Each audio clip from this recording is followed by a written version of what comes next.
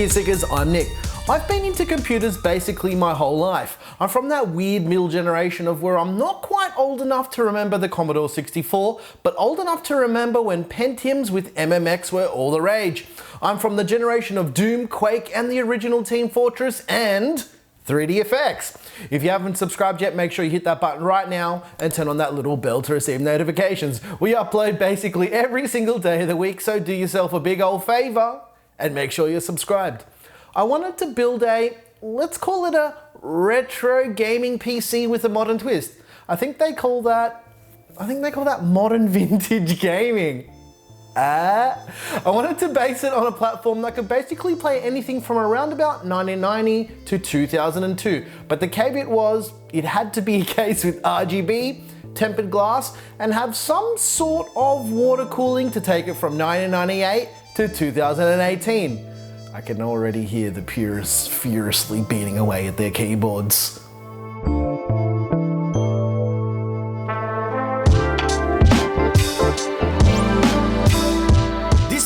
Is brought to you by Thermaltake and the Level 20 GT full tower case, featuring support for EATX motherboards, 4 tempered glass panels with a lockable hinged door, the latest I/O port options including USB Type-C and USB 3.0, and support for basically any type of custom water cooling system you could ever possibly imagine. Find out more about the Level 20 GT at the link in the description.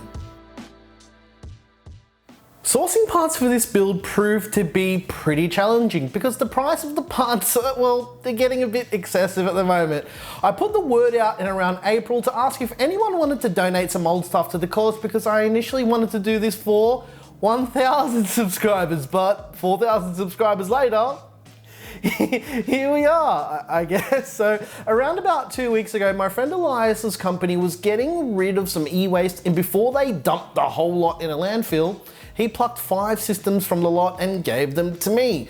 2 of the systems were socket 7 based with some Pentium 2 MMXs, or Pentium 200 MMXs rather, and one was a dual socket 604 Xeon, the other was a Pentium 4 based system, and the final one, which is the one that we're basing this build on, was a Pentium 2 based system.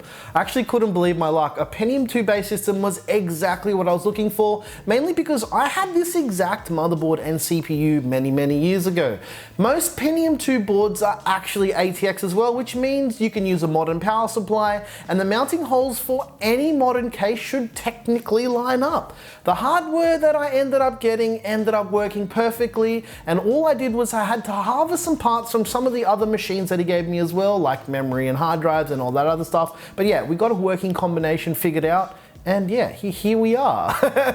Now, I didn't have a decent video card or a sound card, so the next mission was to choose something that I knew would work with Windows 98 2nd edition. I did do some quick eBay judo, and I picked up a Sound Blaster Live 5.1 and an MSI Nvidia GeForce 2 MX400. I ran into an issue though. In my hasty buying, I forgot the board was only 2 times AGP, and I just bought a 4 times AGB card. The slots are basically the same, but the voltages are different. Luckily for me though, the GeForce 2 MX400 I picked up runs at 2 times AGP. I honestly forgot that that would be an issue, and this is kind of where I started remembering how it was back then. This is kind of the plot of this whole story, but I'll get into that a little bit later. I did this off camera because it was a bit of a struggle, but as you can see, the 20 old thermal paste is actually not as bad as I thought. Let's get this all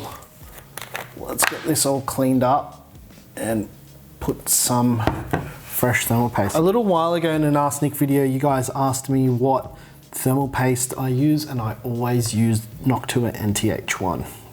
It's the best. Let's just put a little blob on the center. That's probably about as much as it had when I pulled it off.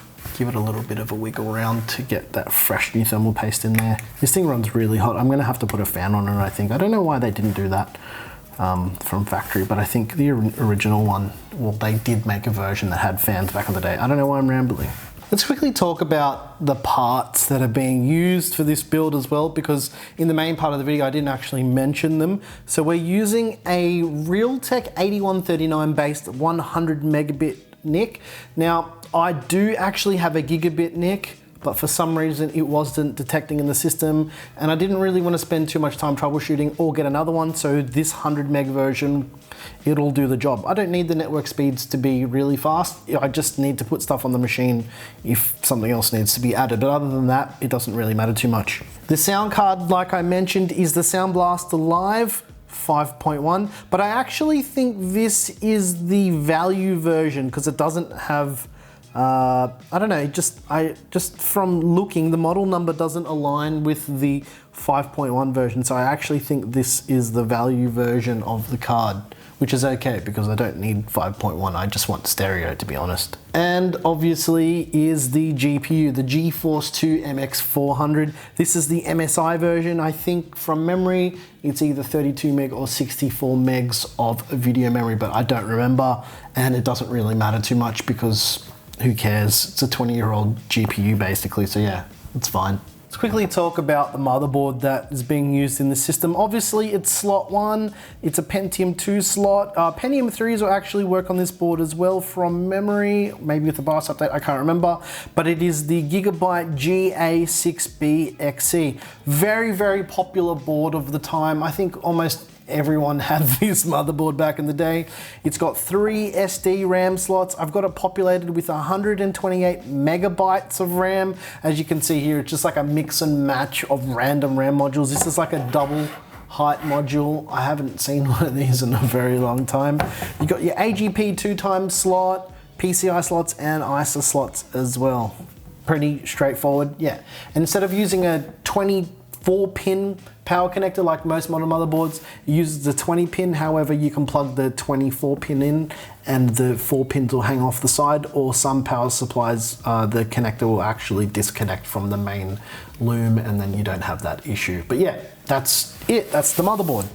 I had the platform set, the operating system was chosen, and all of the additional hardware was sorted, so the next thing was to figure out if it was possible to water cool the Pentium 2 350. Disassembling the cartridge style slot 1 chip took a little bit of Google foo and a whole lot of patience.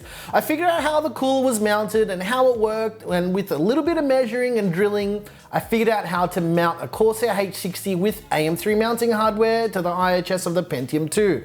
Yeah, basically what I did is I tapped some holes in, connected the mounting hardware, and the cooler itself mounts to the IHS. Maybe you're wondering why I didn't film this bit. Well, I got caught up in the fact that I could actually make it work, and I kind of winged it, and it was done in like 10 minutes. I didn't think it was gonna work, but you know, here we are. I do have some random phone photos that I was sending to Todd through the process, but let's semi-disassemble it and show you how I kind of put it together. Probably don't need a screwdriver, I can probably just loosen these up by hand.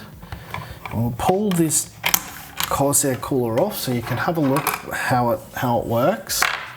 I've had this laying around for a long time, so I didn't buy it. It's just from an old system. Right, let's get this out of the way and explain to you guys how this works. So this whole part here is the IHS. What I've done is I got the stock heatsink, and as you can probably see here, these little holes around them, I drilled out the rivets that actually then attach it to this. Obviously it can't go back on because these standoffs are now here to mount the bracket. And what I'd actually done as well is I drilled and tapped into the thickest part of the IHS, and there's kind of like, the memory modules or the cache modules are straight underneath these little indented parts, but it's okay, they're not touching and it's all cleaned up and it's been tapped nice and easy. It only took me around 10 minutes to do. Now, I didn't want to pull the whole cartridge apart to show you how it actually mounts and whatnot, but I did put new thermal paste between the chip, which is directly underneath. I'll see if I can show you guys this. So directly underneath here is the CPU on this side of the cartridge, and yeah, that's the IHS here. If you don't know what that means, it's integrated heat spreader. That spreads all of the heat evenly across everything. And rather than me using like the stock cooler, because this thing, remember, this thing is like super loud, and the chip was running really hot, and it had 20-year-old thermal compound.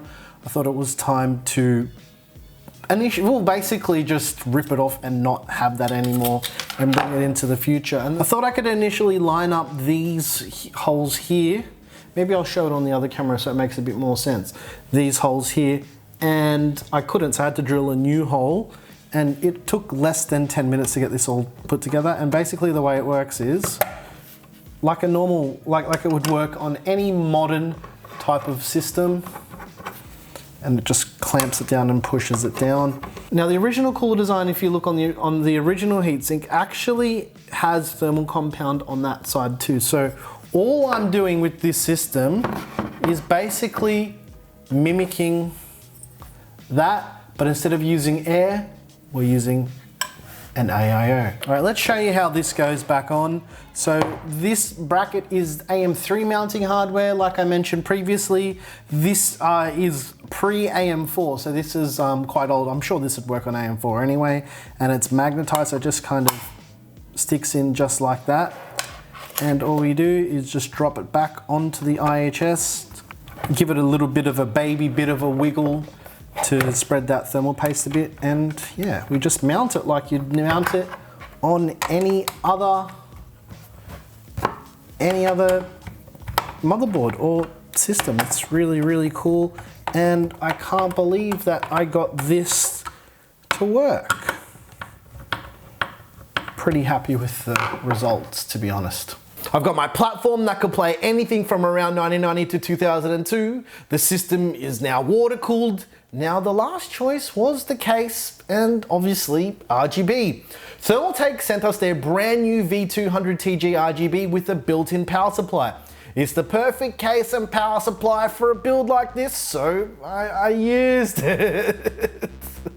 It has built-in RGB, comes with 3 RGB fans, and yeah, now that we've got all the parts and all the requirements sorted, you know what time it is. It's build time. Let's do it.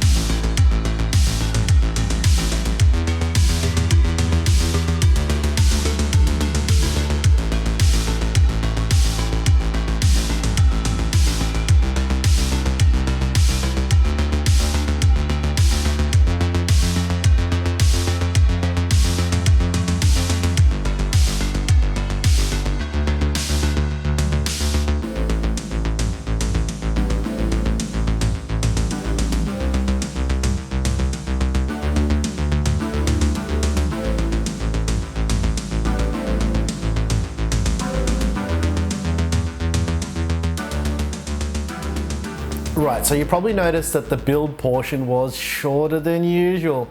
Well, that's because there isn't really that much to the system. I used a 120GB IDE hard drive and everything was copied and transferred over the network.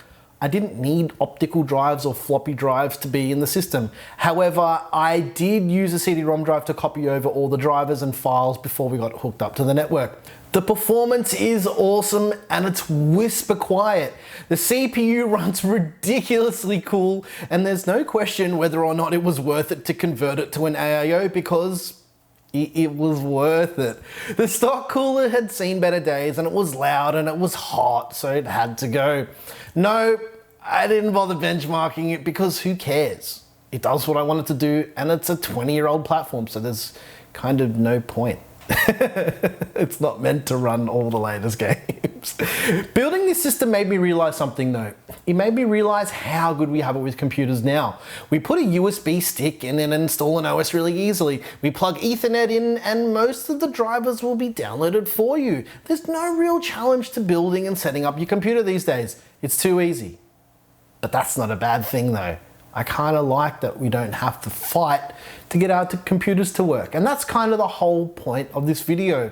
What I really enjoyed about this process was getting everything running and having that nostalgic moment when you remembered that it's easier to have your entire Windows 98 CD on your hard drive because every time you install a driver, it wants to use it. Or the fact that Windows 98 will ask you to reboot your system when you do just about anything. I love that it was a challenge, but not a challenge in the sense of it being hard, but more of the way of me having to remember how everything was done back then. It makes me really appreciate just how easy everything is now. The system is going to stay together and I'm going to give it a permanent home in my office for retro gaming. Sure, I could just use DOSBox or a virtual machine, but it's just not the same thing. It's not, you don't get that feeling of when you're booting up Windows and you hear that startup sound. It's just not the same. That's why this had to be done. Special thanks to Thermaltake for hooking us up with the case and sponsoring this video. To Elias for hooking me up with 5 systems to harvest and build this from. And you guys for constantly supporting the channel. 4,000 subscribers, that's insane. Guys, we did it. 4,000 is a pretty significant number for me, but yeah, that's a video for another time. If you like this video, please like and subscribe. If you didn't like this video, you know what to do and tell us what you didn't like about it. Once again, thanks so very much for watching. I'm Nick with Gear Seekers. You peek, we seek. And yeah, thanks for 4,000 subscribers. It means the absolute world to us. See you at 5,000. Also, I noticed that computer crashed at some point during the video. Welcome to Welcome to Windows 98. Oh, that's one other thing. Computers are a lot more stable these days.